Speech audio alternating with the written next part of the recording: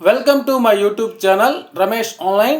AP service మరియు family పెన్షనర్లు ఇలా చేయకపోతే ఈ ఫైలింగ్లో రీఫండ్ రాదు, బ్యాంకులో వడ్డీ కూడా తగ్గుతుంది. ఈ మార్పును గమనించండి. ఆ వివరాలు ఏంటో ఒకసారి ఈ వీడియోలో చూసేద్దాం. చూసే ముందుగా ఫ్రెండ్స్ ఎవరైనా ఫస్ట్ టైం మన ఛానల్ని విజిట్ చేసినట్లయితే తప్పకుండా సబ్స్క్రైబ్ చేసుకోండి. ఇక విషయానికి వచ్చినట్లయితే ఏపీ సర్వీస్ మరియు ఫ్యామిలీ పెన్షనర్లు ఇలా చేస్తే బ్యాంకులో వడ్డీ రాదు, ఈ ఫైలింగ్ చేసేటప్పుడు రీఫండ్ కూడా రాదు. సర్వీస్ పెన్షనర్ వారికి వచ్చిన పెన్షనరీ బెనిఫిట్స్ భార్య లేదా భర్త పేరు పైన ఫిక్స్డ్ డిపాజిట్ చేసినట్లయితే, అలాగే వడ్డీలు వస్తే ఈ ఫైలింగ్ని తప్పక చేయించాలి. వారికి రీఫండ్ కూడా వస్తుంది. సర్వీస్ పెన్షన్ సంవత్సర పెన్షన్ ఇప్పుడు 3 లక్షల రూపాయలు దాటినట్లయితే తప్పకుండా వారు ఈ ఫైలింగ్ చేయించాలి. ఇది వచ్చే సంవత్సరం నుంచి అయితే 4 లక్షల రూపాయలకు పెంచారు. సర్వీస్ పెన్షనర్కు ఆదాయ పన్ను పడినట్లయితే, ట్యాక్స్ పడినట్లయితే ఫామ్ 16 ద్వారా ఈ ఫైలింగ్ చేయిస్తారు.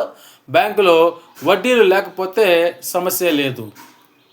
అదేవిధంగా ఇక్కడ మనం చూసినట్లయితే కొంతమంది సర్వీస్ పెన్షనర్లు వారి పేరుతో ఫిక్స్డ్ డిపాజిట్లు చేసుకుంటుంటారు. సంవత్సరం లేదా 2 సంవత్సరాల కాలపరిమితి పైన వడ్డీలు వస్తుంటాయి.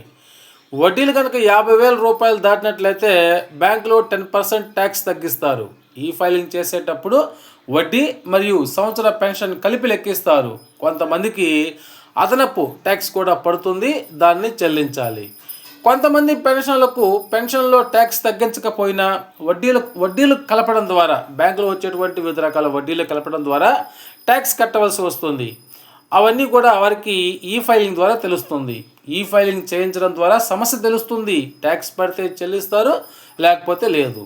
కొంతమంది పెన్షనర్లకు బ్యాంకులో డిపాజిట్స్ ఉన్నాయి, సంవత్సరానికి వడ్డీ వస్తుంది, సంవత్సర పెన్షన్లో ట్యాక్స్ పడలేదు. వీరు ఈ ఫైలింగ్ చేయకపోతే ఏమవుతుంది అనేటువంటి ప్రశ్నకు సమాధానాన్ని చూసినట్లయితే, ఇలాంటి పెన్షనర్లు సబ్ ట్రెజరీలో ట్యాక్స్ తగ్గించకపోయినా బ్యాంకులో 50,000 రూపాయల వడ్డీ దాటినట్లయితే 10% ట్యాక్స్ తగ్గిస్తారు. ఈ ఫైలింగ్ చేయించడం ద్వారా వీరికి రీఫండ్ వస్తుంది. కానీ అలా చేయించడం లేదు కొంతమంది. దీనివల్ల వీరు నష్టపోతున్నారు. ఆ విషయాన్ని గమనించండి.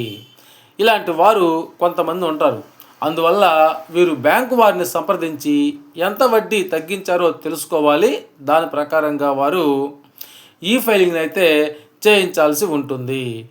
ఇక వచ్చే సంవత్సరం నుంచి 1,00,000 రూపాయల వరకు వడ్డీ లిమిట్ అయితే పెంచారు. దీన్ని గమనించండి.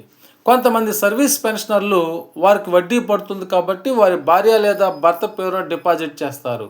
వీరికి ఆదాయం లేదు, వడ్డీ వస్తుంది. వీరికి రీఫండ్ రావాలంటే తప్పనిసరిగా ఈ ఫైలింగ్ చేయించాలి. ఈ విషయాన్ని గమనించకపోతే నష్టపోతారు. కాబట్టి ఎవరైనా ఈ విధంగా డిపాజిట్ చేసినట్లయితే తప్పనిసరిగా ఈ సమాచారాన్ని తెలుసుకొని దాని ప్రకారం కనుక వారు ఈ ఫైలింగ్ చేయించినట్లయితే వారికి అమౌంట్ వస్తుంది. ఇక్కడ ఒక గమనికను చూస్తున్నాం. మీ పేరుతో డిపాజిట్ చేసిన వడ్డీ ఎంత వస్తుందో తెలుసుకొని ట్యాక్స్ పడినా పడకపోయినా ఖచ్చితంగా ఈ ఫైలింగ్ చేయించాలి. భార్య లేదా ఇంట్లో వారి పేరుతో డిపాజిట్ చేసినట్లయితే వారికి కూడా వడ్డీ వస్తుంది. వడ్డీని బట్టి తప్పక ఈ ఫైలింగ్ చేయించాలి.